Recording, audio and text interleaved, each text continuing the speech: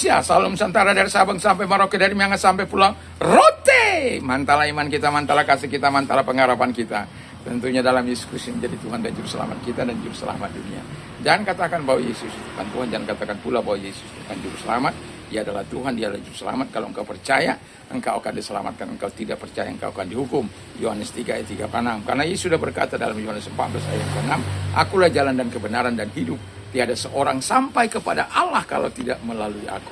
Dan Petrus mengatakan dalam Kisah Rasul 4 ayat yang ke-12, dan keselamatan tidak ada dalam siapapun juga selain dalam Dia Yesus Kristus. Karena di bawah kolong langit ini tidak ada nama lain yang diberikan kepada manusia yang olehnya kita diselamatkan. Dan Paulus mengatakan dalam Kisah Rasul 16 ayat 31, percayalah kepada Tuhan Yesus Kristus maka engkau akan diselamatkan, engkau dan seisi rumahmu. Mantap, puji Tuhan. Selamat sore bagi kita semuanya. Semoga kekuatan Tuhan, kekuatan firman, kekuatan Roh Kudus, kekuatan doa akan terus menyertai kita mulai saat ini sampai selama-lamanya. Kiranya Tuhan terus menolong kita dan memberkati kita. Dan damainya terus tinggal dalam hidup kita. Puji nama Tuhan. Sebelum kita mendengarkan firman Allah, lanjutan bagian yang keempat tentang janji Tuhan yang sangat luar biasa untuk orang-orang yang berdoa puasa dengan benar. Mari kita berdoa. Terima kasih Tuhan, kami melanjutkan doa kami di hadapan Tuhan, buat janji Tuhan bagi orang-orang yang melakukan doa puasa dengan benar di hadapan Tuhan. Dan janji-Mu ini akan kami nikmati sepanjang umur hidup kami. Dan itulah sebabnya Tuhan, kami bersyukur punya Tuhan yang besar, yang dahsyat, yang tidak pernah berdusta dalam berfirman. Dalam nama Yesus kami bersyukur dan berdoa. Haleluya. Amin. Ayat yang ke-11. Tuhan akan menuntun engkau senantiasa dan akan memuaskan hatimu di tanah yang kering dan akan memperbaharui kekuatanmu. Engkau akan seperti taman yang diairi dengan baik dan seperti seperti mata air yang tidak pernah mengecewakan. Haleluya. Jadi dikatakan ini bagian yang keempat ya, bagian keempat. Tuhan akan menuntun engkau senantiasa. Jadi kalau Tuhan yang menuntun kita, wow, itu sangat-sangat luar biasa karena kita akan bisa menikmati segala pertolongan Tuhan. Dan kalau kita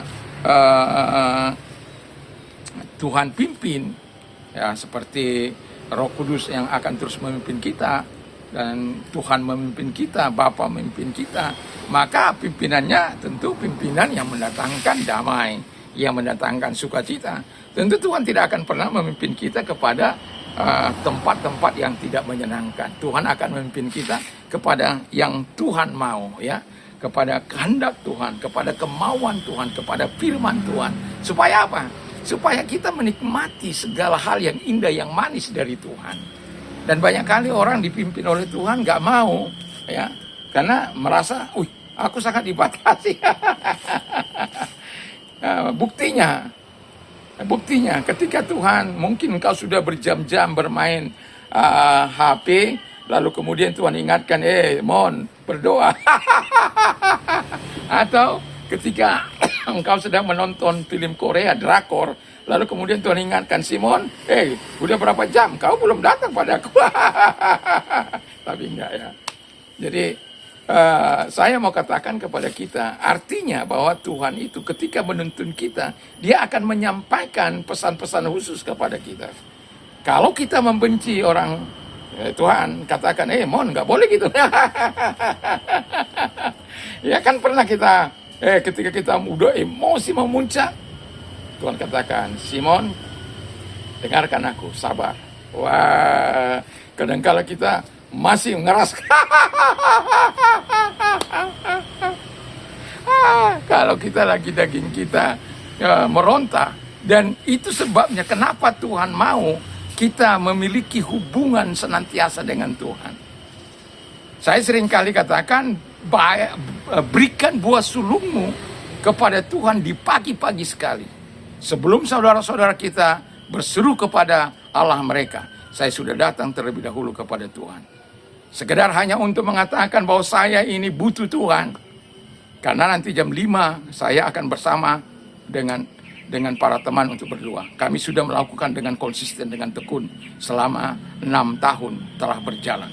Setiap pagi, walaupun kadang-kala ketika doa malam kami saling permisi bahwa kami tidak bisa hadir, atau karena istilahnya sirkulasi atau internet yang terganggu, ya itu bisa terjadi. Tetapi di hati kami selalu ada keinginan untuk Tuhan memimpin senantiasa dalam kehidupan kami, keluarga kami, usaha kami, pelayanan kami, apapun yang kami kerjakan, semua untuk kemuliaan Tuhan. Jadi Tuhan akan menuntun engkau senantiasa. Dan terus kemudian dikatakan apa? Dan memuaskan hatimu di tanah yang kering. Pernah merasa kering? Ya, pastilah pernah. Saya mau katakan ketika engkau merasa tanah hatimu sedang kering, saya mau katakan kepada Anda, jujur di hadapan Tuhan. Tuhan, aku sedang kering ini Tuhan. Aku butuh Tuhan. Aku butuh pertolongan-Mu. Dan aku mau menikmati segala yang baik dari Tuhan.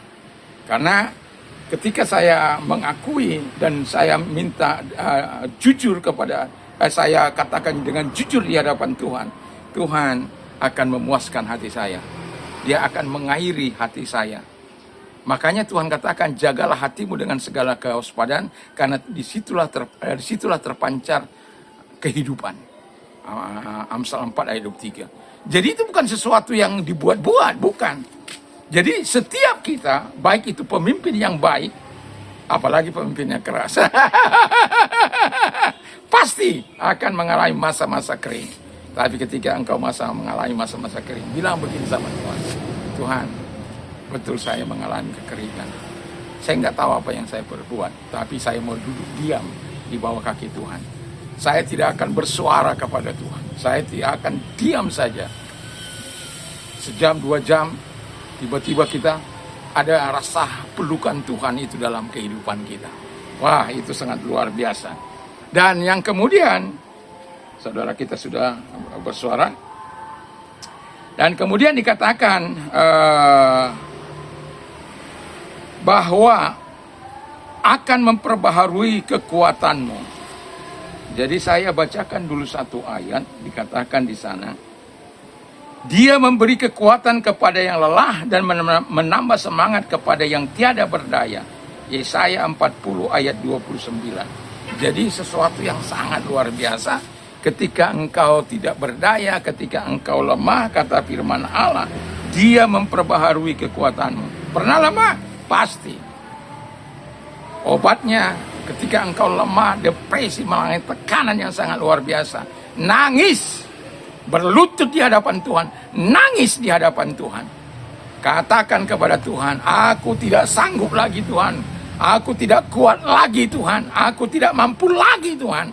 Dan engkau akan melihat bagaimana hebatnya Tuhan melawati engkau, dan bagaimana Tuhan memberikan restorasi kekuatan, restorasi kepadamu, dan memulihkan engkau, memulihkan kekuatanmu, dan engkau mengatakan terima kasih Tuhan.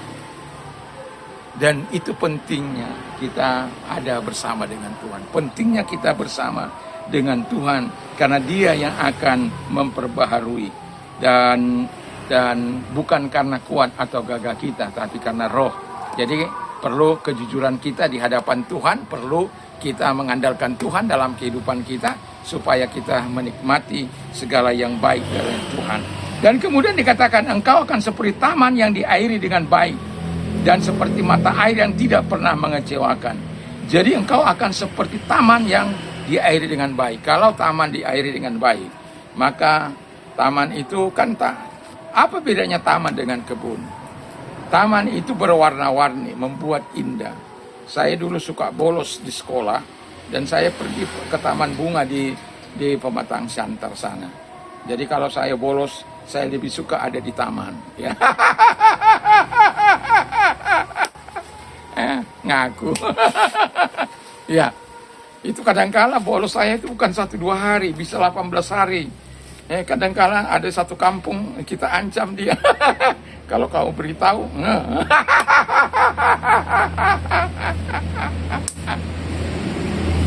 ya, kalau apalagi pesta Danau Toba sudah, nggak usah dibilang lah ya. Kita akan meluncur ke sana, ya. pesta Danau Toba itu. Dan kalau nggak perlu bayar maka lari saja. Tapi jangan lakukan, bertobat. Karena kita dulu di masa kebodohan kita melakukan itu. Tapi yang mau saya katakan adalah bahwa taman itu menjadi indah, tempat kita relaksasi, tempat kita bertemu keluarga, orang-orang. Kalau kita menjadi taman bagi orang lain, kita itu disukai.